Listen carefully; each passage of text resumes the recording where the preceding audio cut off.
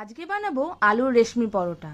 যেমন হয় সফট তেমনই হয় দুর্দান্ত স্বাদের, একদম মুখে দিলে গলে যাবে। কিভাবে বানাচ্ছি চলুন একবার দেখে নিই। তার জন্য বড় একটা কাঁচের বোলের মধ্যে বড় সাইজের একটা আলু সেদ্ধ করে গ্রেট করে নিতে হবে। আলু গ্রেট করা হয়ে গেলে একে একে এর মধ্যে দিয়ে দেব ছোট চামচের হাফ চামচ গোটা জিরে, 1 চামচ নুন, 1 চামচ লঙ্কা কুচি, 1 চামচ চিলি ফ্লেক্স, বড় চামচের 1 চামচ ধনেপাতা কুচি আর 1 কাপ ময়দা। ময়দাটা মাখার সময় কিন্তু একদম জল ব্যবহার করবেন না, জল ছাড়া কিন্তু ময়দাটা মেখে নিতে হবে। জল দিলে মাখাটা কিন্তু নষ্ট হয়ে যেতে পারে। আমি এর মধ্যে পরে আবারও বড় চামচের 2 চামচ ময়দা অ্যাড করেছি, তবে খুব বেশি ময়দা দেবেন না, তাহলে আলুর স্বাদটা কিন্তু পাওয়া যাবে না।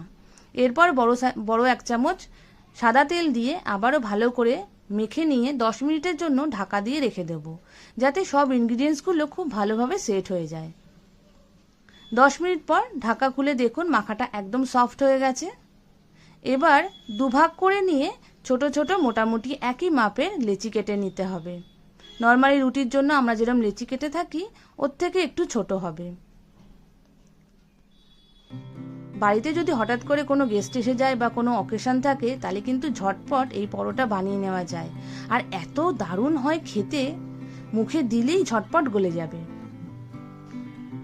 এইভাবে গোল করে লেচি কেটে নিচ্ছি। বর্ষার দিনে যদি হঠাৎ করে কোনো চটপটি খাবার খেতে ইচ্ছা করে, তাহলে কিন্তু এই পরোটা অবশ্যই বানিয়ে নিতে পারেন।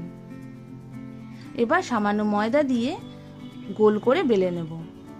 খুব পাতলা করে বেলতে হবে যতটা সম্ভব, কারণ পাতলা করে বেললেই কিন্তু পরোটাটা খুব সফট হবে।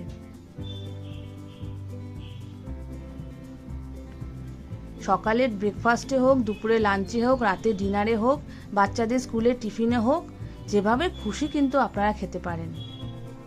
আর খুব সামান্য তেল দেওয়া হয় বলে খেতেও কিন্তু অনেক বেশি হেলদি হয়। আমি এখানে ময়দা দিয়েছি, আপনারা চাইলে আটা দিয়েও করতে পারেন। ঠিক এইভাবে পাতলা করে গোল করে বেলে নিতে হবে। আমি এবার সবগুলো ঠিক একইভাবে বেলে নিচ্ছি। সব পরোটাগুলো বেলা হয়ে গেছে। এবার তাওয়া গরম করে পরোটাগুলো ভেজে নেব। তাওয়া কিন্তু খুব ভালো করে গরম করে নিতে হবে। তাওয়া যদি ঠান্ডা থাকে তাহলে পরোটা কিন্তু শক্ত হয়ে যেতে পারে। ভালো করে গরম করে নেওয়ার পর মিডিয়াম ফ্লেমে পরোটাগুলো এপিট ওপিট হালকা সোনালি করে ভেজে নেব। ওপর থেকে খুব সামান্য অয়েল ব্রাশ করে এপিট ওপিট ভেজে নিচ্ছি।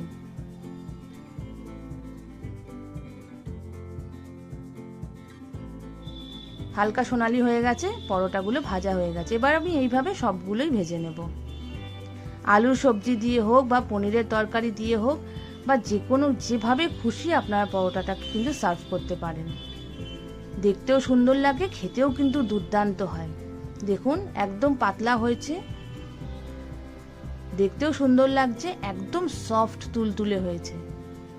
আর ঠান্ডা হয়ে যাওয়ার পরেও কিন্তু ঠিক একইভাবে নরম থাকে। অবশ্যই বাড়িতে এইভাবে বানিয়ে আমাকে কমেন্ট বক্সে জানাবেন কেমন হয়েছে। আমার রান্না যদি আপনাদের ভালো লাগে তাহলে অবশ্যই চ্যানেলটাকে লাইক, শেয়ার এবং সাবস্ক্রাইব করবেন। বেল আইকন ক্লিক করতে একদম ভুলবেন না। আজকের মতো এই অবধি, আসবো অন্য কোনো রান্না নিয়ে। ততদিনের জন্য নমস্কার।